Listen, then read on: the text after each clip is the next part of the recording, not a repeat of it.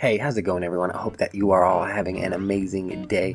In this video we are going to be going over the huge TemTem update that they just released like 8 hours ago.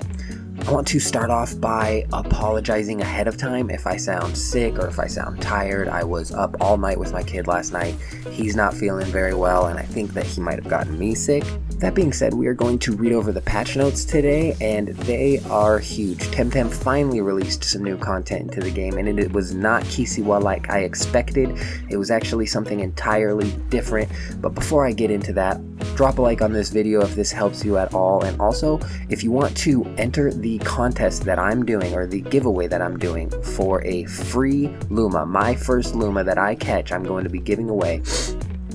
Stick around till the end of the video, I'll give you a little bit of details on that. Starting off with the patch notes, they talk about the new stuff that they added to the game. And they say, the SAIPARK opens its doors. The SAIPARK is a new endgame area in the first natural reserve in the whole archipelago. Each week, the SAIPARK will hold 2 different species of TemTem. These species will present special features like having more chances of being a Luma or presenting egg moves. I'm not 100% sure what that means, but that's what it says. Or even having improved SVs. Regular Tem cards won't work inside the premises of SAIPARK. Instead, players will need to buy a special Tem card type called Sai cards. Sai cards only work inside the premises of the SAIPARK and they will expire at the end of the week. In order to be able to get Sai cards, players will need to pay an initial fee to enter the park and get a pack of Sai cards. Players will also be able to buy more Sai cards during the week, but the fee will be more and more expensive each time. Currently, the configuration of the week is not displayed inside the game. While they work on that, they are going to showcase that info on their social networks, so go check out their Twitter. The second new thing that they added today is called the Player's Vault. The vault can be accessed from each big temporium and it will serve as additional storage for items. Items put in the vault will be kept between resets, but if you want to reset while having anything in the vault, you'll need to wait 10 days since your previous reset. Similar situation as it already happens with trading. Items redeemed through promo codes will be put directly into the player's vault and they will automatically be stored between their resets. Players' avatars now have an idle animation, which will happen if the player is idling for a bit. So that is all of the new stuff that they added this week. The SAIPARK just seems like it'll be an interesting area for people to start hunting Lumas, even though it's only a specific type, 2 types of TemTem. And the player vault seems like some beginning steps of them implementing stuff into what they have planned for this game in the future, because I was doing some digging on some of the stuff that they have planned to go into this game in the future, with it being mounts and all this sorts of mini games that you're supposed to be playing, and it's going to be insane. This game is going to be huge. I'm absolutely loving every minute of playing it.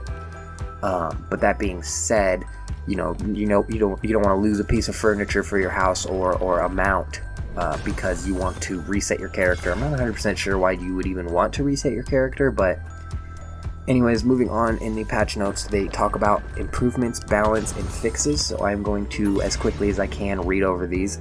For improvements, they say, stat stage modifiers have been reworked to speed up the animations instead of having an animation per stat change. All stat changes for a TemTem are now unified in the same animation. The pick and ban screen now maintains the proper color based on which player is first blue and which one is the second orange. Previous to this change, every player would see themselves with the color of the first player. The competitive battle screen now displays the speed arrow holder. The battle screen will now display separately the Tem cards for each player while they are on a co-op party. And that's all for the improvements. Moving on to balance, they say they reduced the overall Luma rate from 1 in 6,000 to 1 in 8,000. So bad news for you guys. Wait for me to grab a Luma, man, because I can't seem to run into one of these things.